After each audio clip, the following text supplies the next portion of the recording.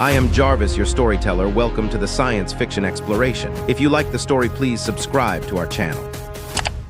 Admiral James Blackwood stood at the observation deck of the International Space Station horizon, his weathered face reflecting off the reinforced glass as he stared into the vast expanse of space. The message they'd received 3 days ago still echoed in his mind, a perfect sequence of prime numbers, too precise to be natural, too alien to be human. "Admiral, the analysis team has completed their report," announced Captain Rachel Torres, her holographic image flickering slightly in the station's low light. "The signal originates from the Epsilon Eridani system. It's definitely artificial." Blackwood nodded slowly, his gray eyes fixed on the distant stars. After 30 years in the United Earth Space Command, he'd always known this day would come. First contact. Real contact. Not the microscopic fossils they'd found on Mars or the mysterious radio bursts that had puzzled astronomers for decades. This was different.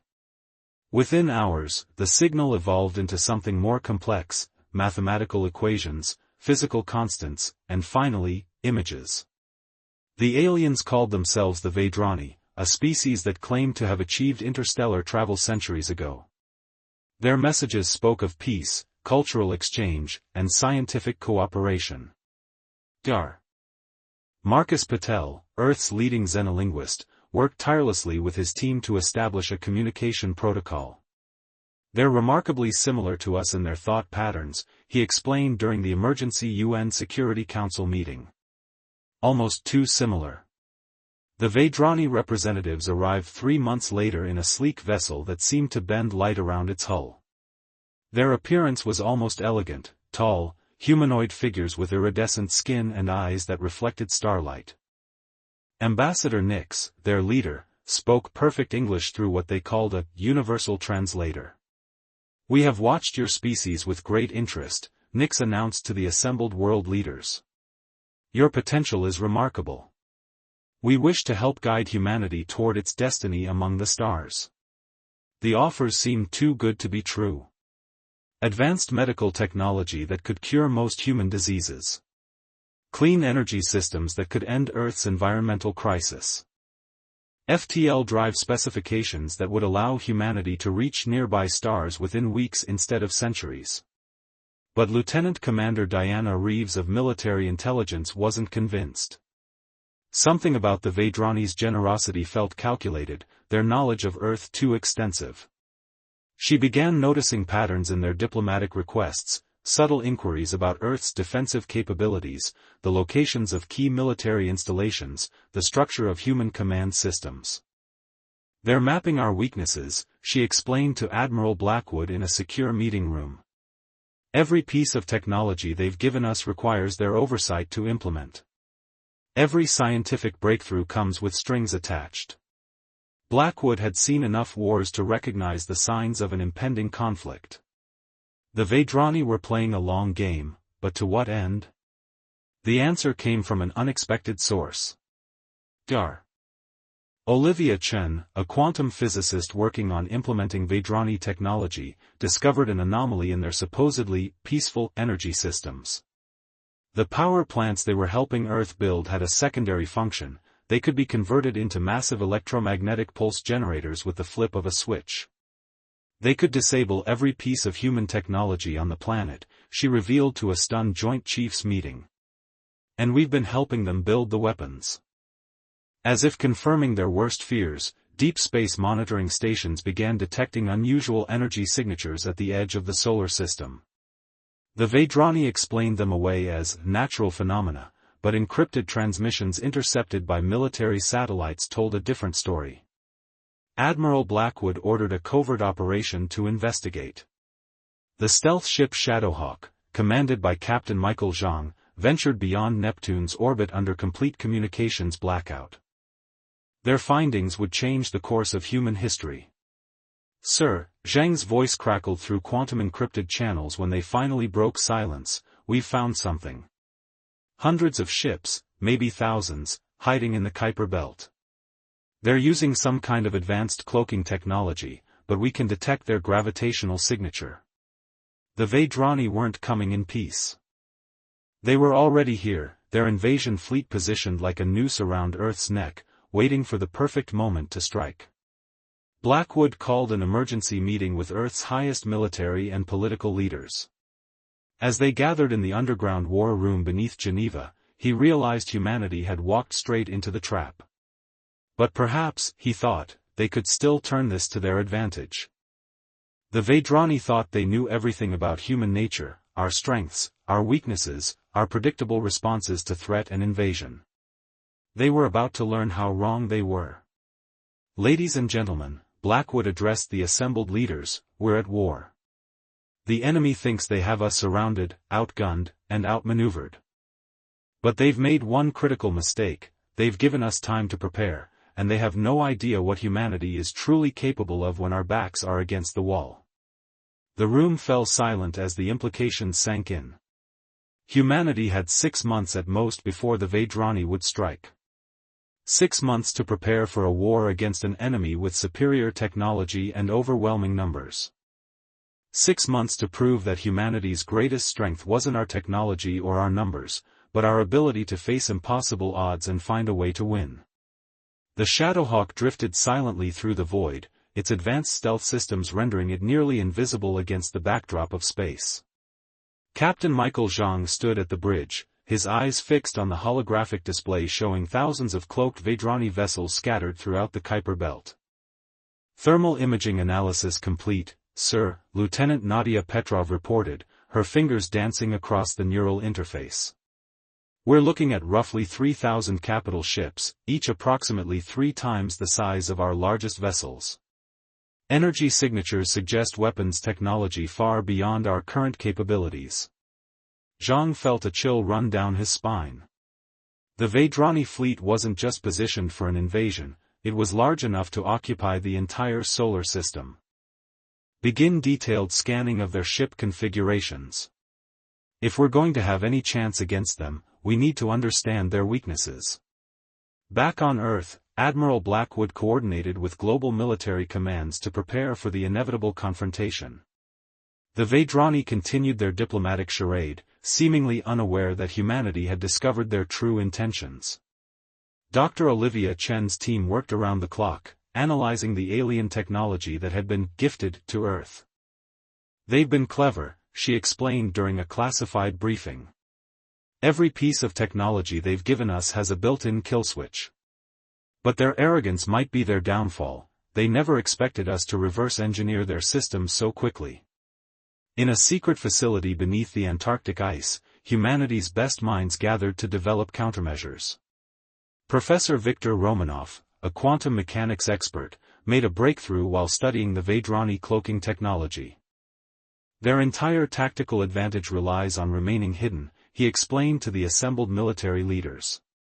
But their cloaking technology creates a unique quantum signature. If we can detect it, we can target it. Ambassador Nix continued making regular appearances at UN functions, their iridescent skin gleaming under Earth's artificial lights. We are most pleased with humanity's progress, they announced during a global broadcast. Soon, you will be ready to join the galactic community. But humanity was preparing for a very different kind of joining. Deep beneath the lunar surface, construction crews worked in shifts to build hidden military installations. The Mars colonies, officially suspended due to technical difficulties, were being converted into forward operating bases. The Shadowhawk's reconnaissance mission yielded crucial intelligence. Their fleet formation suggests a hierarchical command structure, Captain Zhang reported. Each battle group appears to be coordinated through a single command ship. Disable that ship, and the entire group might be thrown into disarray. Admiral Blackwood ordered the acceleration of Project Phoenix, a classified weapons development program that had been theoretical until the Vedrani arrival. Dr. Marcus Patel, who had first helped establish communication with the aliens, now worked to decrypt their tactical communications. They're overconfident, he noted. Their encryption is advanced, but they're using predictable patterns. They don't expect us to be able to break their codes at all, so they haven't bothered to make them completely secure. The breakthrough came from an unexpected source. Lieutenant Commander Diana Reeves, analyzing patterns in Vedrani behavior, noticed something odd about their ship movements. "They're not just hiding," she reported to Blackwood. "They're searching for something. The fleet's distribution isn't purely tactical, they're scanning specific regions of the Kuiper Belt." This revelation led to a daring mission. The Shadowhawk, using data from Reeves' analysis, began shadowing Vedrani scout ships. They were looking for something specific in the outer solar system, something they hadn't found yet. "Sir," Zhang's voice was tense during his final report. "We've tracked 3 of their scout ships to a region beyond Pluto. There's something out there, some kind of ancient structure or installation. The Vedrani seem very interested in finding it." The discovery shifted the strategic landscape. Whatever the Vedrani were searching for might be crucial to their plans, or might be humanity's key to survival. But time was running out. Analysis of Vedrani communication suggested their fleet was nearly in position. Soon, they would have no reason to maintain their diplomatic facade. Admiral Blackwood called an emergency meeting of the Earth Defense Council.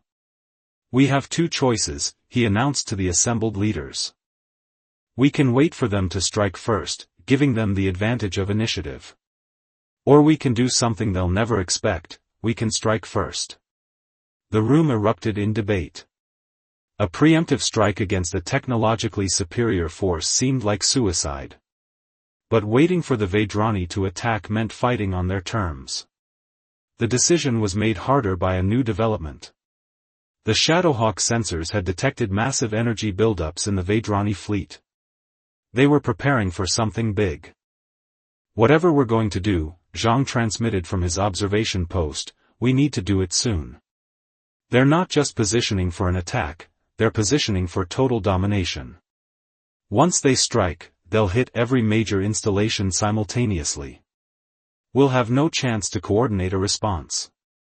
As Earth's leaders debated strategy, the Vedrani made their first mistake. A small scout ship, investigating the same region the Shadowhawk had been monitoring, dropped its cloak for exactly 3.7 seconds. In that brief moment, Earth's deep space sensors captured detailed scans of their technology in action. Dr. Chen's team worked frantically to analyze the data. "This changes everything," she announced 12 hours later. "We can see how their systems work together. More importantly, we can see where they're vulnerable. Their technology isn't just advanced, it's specialized. And specialized systems can be exploited." Admiral Blackwood looked out at the assembled military leaders, scientists, and political representatives. Humanity had one chance to survive what was coming. One opportunity to prove that despite all their technological advantages, the Vedrani had underestimated the human spirit. "Ladies and gentlemen," he said, his voice firm with resolve, "I believe it's time we showed our friends exactly what humanity is capable of when pushed into a corner." The orders went out across the solar system. On Earth, on Luna, on Mars, and in stations throughout space, humanity prepared for war. The greatest conflict in human history was about to begin, and the fate of our species hung in the balance. Operation First Strike launched at precisely 0300 UTC, but not with weapons or warships. Instead, humanity's opening move came through the quantum communication networks the Vedrani had so generously provided. Dar. Marcus Patel's team had spent weeks crafting a virus that spoke the Vedrani's own digital language. When it activated, it didn't destroy their systems, it made them lie. Across the solar system, Vedrani sensors began reporting phantom human fleets, non-existent energy signatures, and false tactical data. "Let them chase ghosts," Admiral Blackwood said as reports of Vedrani scout ships scrambling to investigate the false readings came in. "Every second they spend confused is another second we have to prepare." In the Antarctic facility, now designated as Project Phoenix Command, Dr. Chen's team put the finishing touches on humanity's secret weapon. They had taken the Vedrani's gift of quantum energy technology and transformed it into something its creators never intended. The principles are similar to their cloaking technology, she explained to the assembled military commanders, but instead of bending light around an object, we're bending space itself. Small-scale tests suggest we can create corridors of compressed spacetime, allowing our ships to move between points almost instantaneously. Like their FTL drives? Colonel Jackson asked, leaning forward with interest. No, Chen smiled. Much more precise, and much more dangerous. We're not just moving through space, we're manipulating it. The Vedrani use brute force to achieve faster-than-light travel. We're learning to fold space like origami. The first successful test of the origami drive came just as the Vedrani began to realize something was wrong. The experimental destroyer Hyperion, commanded by Captain Elena Rodriguez, made a jump from Earth orbit to Mars in less than 3 seconds. Transit successful, Rodriguez reported, her voice steady despite the historical significance of the moment. All systems nominal. The Vedrani sensors didn't even register our movement. But humanity's preparations weren't limited to technology. Lieutenant Commander Reeves had been studying the ancient structure the Vedrani were searching for in the outer solar system. Working with archaeologists and theoretical physicists, she began to piece together a stunning theory. It's not just an alien installation, she reported to Admiral Blackwood. Based on the energy signatures and architectural patterns, we believe it's a command and control center, possibly built by the same civilization that created the quantum technology the Vedrani are using. You're saying they didn't develop this technology themselves? Blackwood asked, his mind racing with the implications. No, sir. They found it, just like they're finding it across the galaxy. They're not innovators, they're scavengers.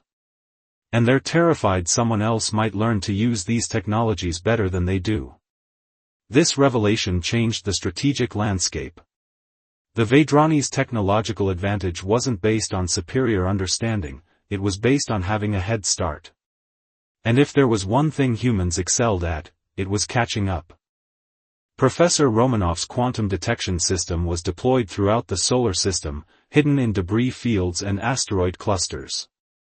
For the first time, humanity had a real-time map of Vedrani fleet movements. Their search patterns are becoming erratic, Captain Zhang reported from the Shadowhawk.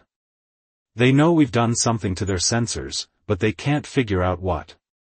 More importantly, they don't know we can see them. The Vedrani's diplomatic facade began to crack. Ambassador Nix demanded an emergency meeting with Earth's leaders, their usually smooth voice carrying an edge of concern. We have detected unauthorized modifications to the technology we provided, they announced. This is in violation of our agreement. All human development projects must cease immediately. Admiral Blackwood, attending the meeting virtually, allowed himself a small smile. I'm afraid that won't be possible, Ambassador. Humanity has a long history of taking other people's toys and making them better. The Vedrani mask of benevolence finally shattered. You primitive species, Nix snarled, their iridescent skin flaring with patterns of rage. You have no idea what forces you're dealing with. The fleet will dash. They caught themselves, but too late. The admission of the fleet's existence was all Earth's leaders needed to activate their contingency plans. Within hours, the Vedrani embassy was contained, their quantum communications cut off. Across Earth, hidden defense systems emerged from underground bunkers and ocean depths. The Mars colonies dropped their civilian disguise, revealing state-of-the-art military installations. But the real surprise came from Luna. The moon's surface rippled like water as massive hangar doors opened, revealing humanity's secret fleet. Not the outdated ships the Vedrani had been monitoring, but vessels built with hybrid technology, human innovation combined with reversed-engineered Vedrani systems. All ships, battle stations, Admiral Blackwood's order echoed across the solar system. The enemy thought they could study us without being studied. They thought they could predict our actions because they've seen other species fall to this same strategy.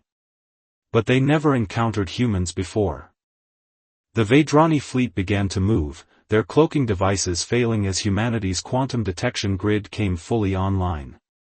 Thousands of ships, now visible to every telescope and sensor in the solar system, accelerated toward Earth.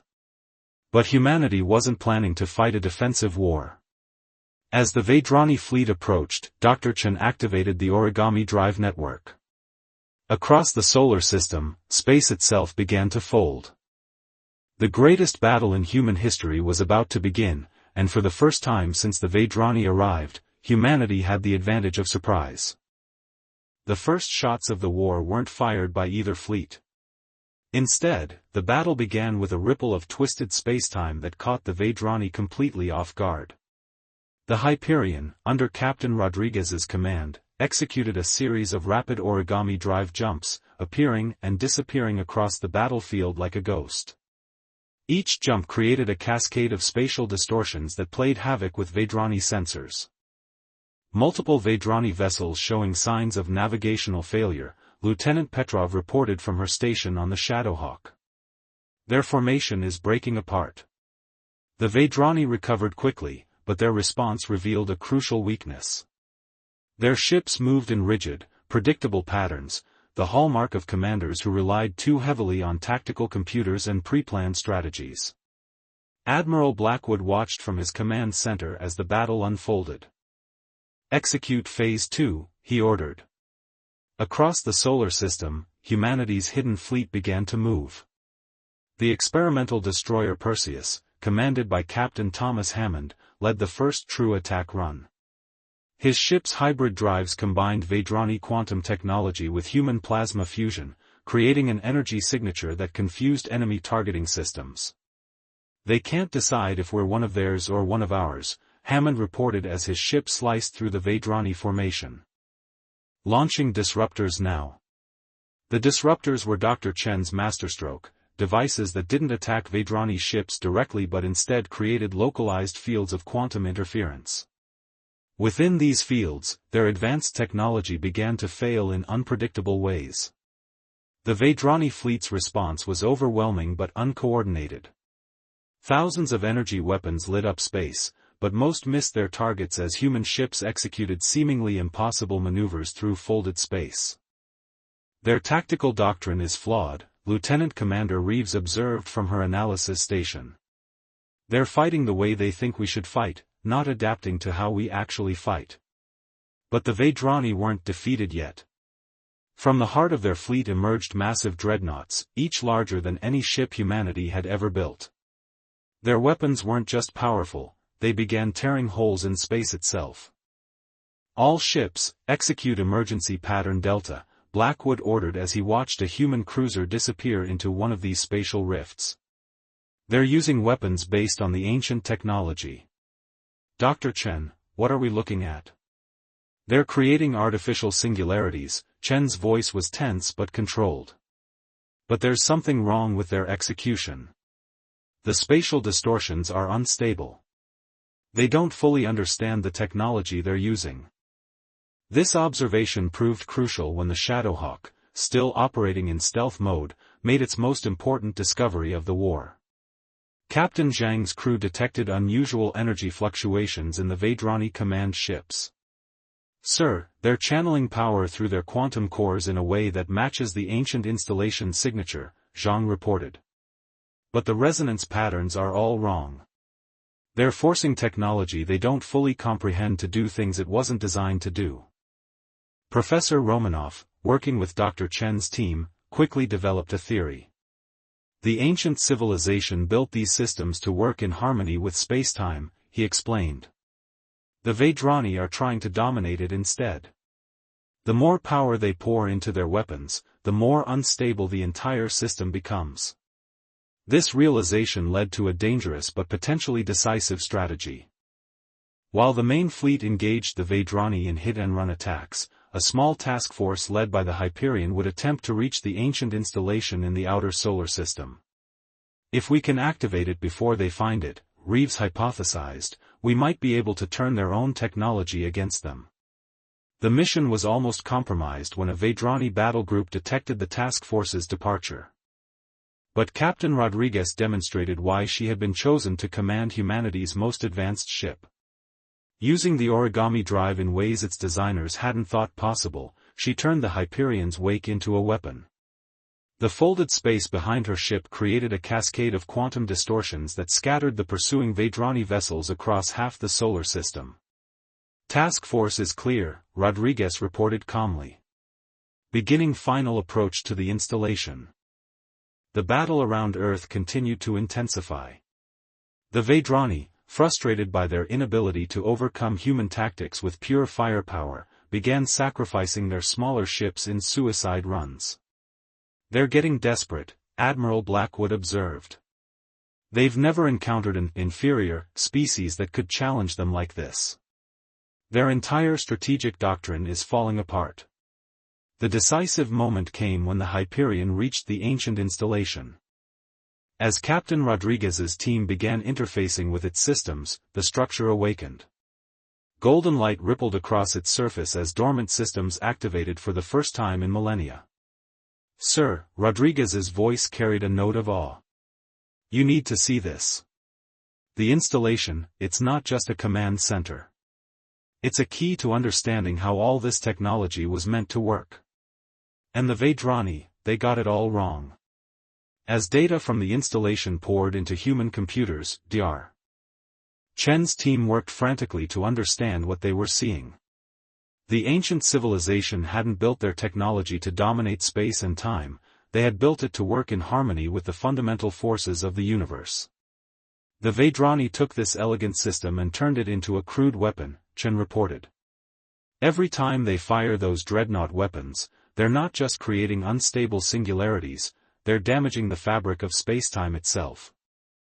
This discovery gave humanity both a weapon and a responsibility. They could use this knowledge to defeat the Vedrani, but they would have to find a way to do it without causing permanent damage to the solar system. As Admiral Blackwood considered their options, the Vedrani launched what they thought would be their decisive strike. All their remaining dreadnoughts fired simultaneously, creating a web of spatial rifts that threatened to tear the entire battle zone apart. But this time, humanity was ready.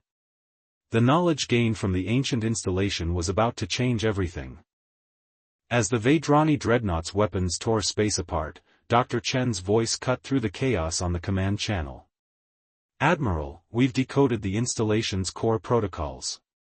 The ancient systems weren't meant to fight space-time, they were designed to heal it." Admiral Blackwood watched as reality itself seemed to fracture around the battle zone. "How does that help us, Doctor?" "The Vedrani are forcing the quantum cores to generate destructive energy. But if we can reprogram our hybrid drives to match the original resonance patterns." She paused, her fingers flying across multiple holographic interfaces. "We can create a cascading restoration effect. Their own weapons will become the trigger." "How many ships do you need?" "All of them." The order went out across the human fleet. Every vessel equipped with hybrid quantum technology would need to execute a precisely coordinated jump using modified origami drive protocols. The timing had to be perfect. Captain Rodriguez, still at the ancient installation, provided the key frequency patterns. "Converting them now," she reported. "The installation systems it's like they're eager to help. Like they've been waiting for someone to understand them properly." The Vedrani, sensing something was happening, intensified their attack. Their dreadnought's weapons fire created a maze of spatial distortions that threatened to tear apart everything in their path. "They're playing right into our hands," Lieutenant Commander Reeves observed. "The more power they pour into those weapons, the stronger the resonance will be." Professor Romanoff's voice was tense as he monitored the quantum signatures. "If we time this wrong, we'll do more damage than they ever could. The spatial stress is approaching critical levels." "All ships in position," Captain Hammond reported from the Perseus. Across the battlefield, hundreds of human vessels had arranged themselves in a complex three-dimensional pattern, guided by calculations from the ancient installation. Admiral Blackwood took a deep breath. Everything humanity had learned, everything they had built and adapted and improved, had led to this moment. Execute final protocol. The human fleet activated their modified drives simultaneously. Instead of folding space, they synchronized with its natural frequency. The effect was immediate and stunning. Golden light, similar to what had appeared on the ancient installation, began to ripple across human ships. The quantum cores pulsed in perfect harmony, creating waves of stabilizing energy that spread across the battle zone. The Vedrani weapons suddenly found themselves firing into space that refused to tear. Their artificial singularities collapsed as the restored fabric of spacetime reasserted itself. Energy pattern is holding, Dr. Chen reported, her voice filled with barely contained excitement. The restoration effect is spreading faster than their weapons can generate new disruptions. On the Vedrani command ships, confusion turned to panic. Their most powerful weapons had become useless, and their rigid tactical doctrine had no contingency for this situation. Captain Zhang, watching from the Shadowhawk's stealth position, reported unprecedented energy fluctuations in the enemy fleet. Their quantum cores are overloading. They can't handle the resonance feedback. All Vedrani vessels, Admiral Blackwood broadcast on all frequencies. Your weapons are damaging the fundamental structure of spacetime. Power down your quantum cores immediately, or they will destroy your ships. The response came from Ambassador Nix, now revealed to be the Vedrani fleet commander. You primitive savages. You have no right to command this technology. We are its rightful inheritors. No, Blackwood responded calmly. You're its thieves. And you never bothered to understand what you stole. Across the battlefield, Vedrani ships began to lose power as their quantum cores shut down automatically, protected by failsafes their own engineers didn't know existed. The mighty dreadnoughts, their weapons now more dangerous to themselves than their enemies, drifted helplessly in space. The battle was over, but humanity's work was just beginning. In the days that followed, research teams led by Dr. Chen and Professor Romanoff worked to understand the full implications of what they had discovered. The ancient installation wasn't just a weapon or a control center, it was a library, a teaching tool left behind by a civilization that hoped someone would eventually understand their work. They didn't disappear, Reeves explained during the post-war briefing. They evolved. The technology wasn't meant to dominate space and time, it was meant to help its users grow beyond the need for physical forms entirely. The Vedrani, their fleet disabled and their empire revealed as a house of cards built on stolen technology, were forced to negotiate. Their empire had already begun to crumble as other species learned the truth about their supposed technological superiority. But humanity, led by Admiral Blackwood and the brilliant minds who had helped win the war, chose a different path than their former enemies had expected. We're not going to conquer your worlds, Blackwood informed the Vedrani delegation. We're not going to steal your technology or dismantle your civilization. Instead, we're going to teach you what we've learned. How to use these tools properly. How to grow beyond what you are now. Why would you show us mercy? Nix asked, their former arrogance replaced by genuine confusion. Because that's what the technology was meant for, Dr. Chen explained. Not conquest, not destruction, but growth. Understanding. Evolution.